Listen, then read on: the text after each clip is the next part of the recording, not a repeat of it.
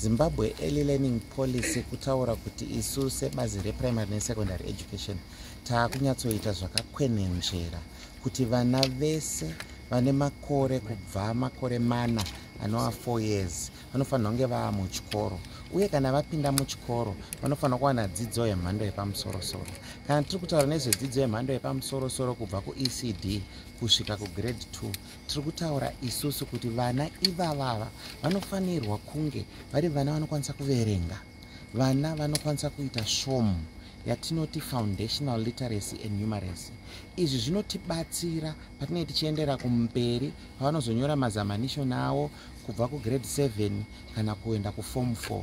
Takatarisana nazvo munoona kuti vamwe vana vedu vanozoti pavanosvika grade 7 nemhaka yekuti policy iyi yanga isati yanyatsokukwenenzverwa, mwana aisvika kana kugrade 7 pamwe asinganyatsokwanisa kuverenga zvakanakisa, osangana nezamanishoni riya ari grade 7 okundikana mugrade 7 imomo. Saka isitati mhaka ndofunga tinofanira kuibata kubva kwainotanga. Saka mwana paanongotanga kungosvika muchikoro anofanira kutotanga kutodzidziswa kunzi aiwa, kuverenga zvinoreva kuti tiite so'o, kurava svomu zvinoreva kuti tiite so'o. Uye polisi iyo haisi kumirira ipapo, iri kuenderera mberizve nekuti isusu tiri kuda kuti vana ava ngavauye kuchikoro kana vane makore anoita mana. Kana vane 4 years, mwana wega wega muZimbabwe ngaachitange ari kuchikoro. Hatisi kuda zvekuzoti mwana anozotanga kuda kuzoendeswa kuchikoro kuma 7 years, kuma 8 years mozotanga kuda kuendesa mwana kuchikoro. Iye achifanirwa kunge anga atanga kuenda kuchikoro kare, akutanga kunga akutodzidza kuverenga nekuita svomu kare, nokuti nguva yaanozokwanisa kuzosvika pagrade 7 akutokwanisa kutopindura mazamanishoni anenge ari. Hurumende yakabatana nevatinoti madevelopment partners edu iri kuvaka zvikoro zvakawanda chaizvo.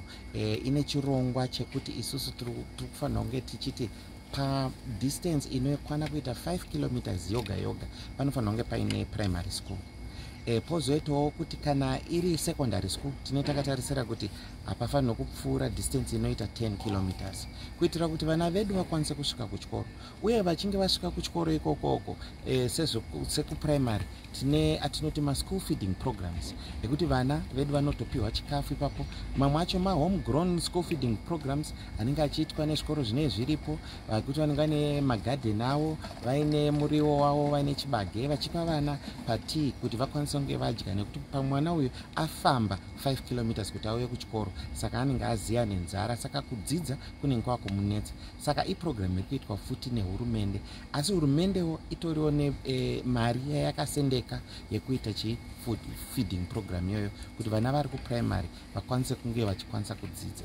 Saka nyaya yekuti zvikoro zviri kure, isusu sehurumende tiri kuramba tichivaka zvikoro tichiitira kuti vana vanenge vane makore mana vauye vadzidze kuti vakwanise kuzovaka ramangwana rakanaka. Mutemo wagadzwa zuva ranyamashi mutemo wekusungirira mubereki weshe kuti aendese mwana kuchikora ane makore 0 kusvika 8. Vana veshe vanofanirwa kuenda kuchikoro. Zvawatogadzwa waitwa mutemo, tinawo ma-DSI edu varimo mumadistrict, ndivo vachazofamba vachitotarisa kuti vana vanoenda here kuchikora. Mubereki usingaendesi mwana kuchikora unosungwa ngemutemo wacho iwowo.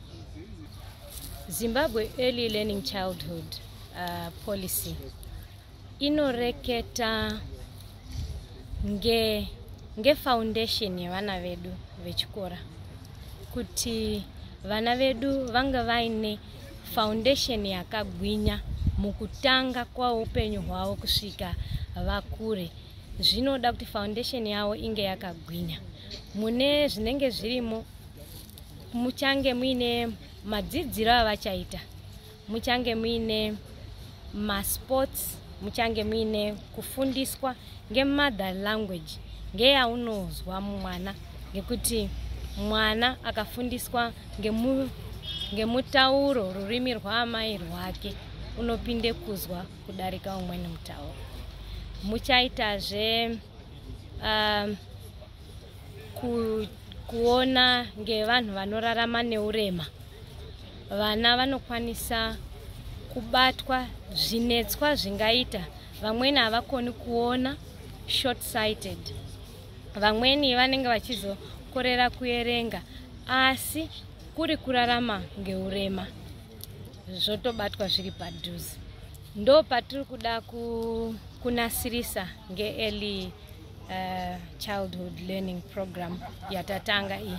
Yagara iripo asi ngekuti mutemo vamweni vana vaingotangira kuya pagrade 1, asi tikatanga kuvabata vari paECDA, ECDB, zvinokwanisa kunga zvagadzirisika pavanozoita transition yekubva kuECD kuenda kujunior school.